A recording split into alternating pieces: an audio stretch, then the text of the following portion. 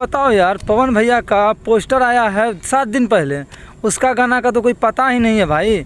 और लेकिन वहीं दूसरी तरफ बात किया जाए तो खेसारी भैया का, तो भाई बताओ, खेसारी भैया का 1 दिन पहले पोस्टर आया है और दूसरा दिन सीधा गाना यार, ना टीजर ना पोस्टर कुछ नहीं भाई, सीधा गाना। यादव जी के झंडा 2.0 जो भैया का गाना आया है खेसारी भैया का, बहुत आदमी बोलता है कि विवादित गाना है, ये है वो है, बहुत सारे की बातें हो रही है सोशल मीडिया में। तो मैं उनसे यही बात बताना चाहता हूँ, देखो भाई, जातिवाद गाना है, ये क्या है नहीं है, आप लोग सुनने का मालिक है, सुनिए और धमाका मचाइए, उससे मतलब नहीं है। मैटर ये बड़ा होता है कि भाई देखो खेसारी भैया कितना एक्टिवेट है ना भाई, बताओ, जो मेहनत करेगा वही फल पाएगा ना भाई।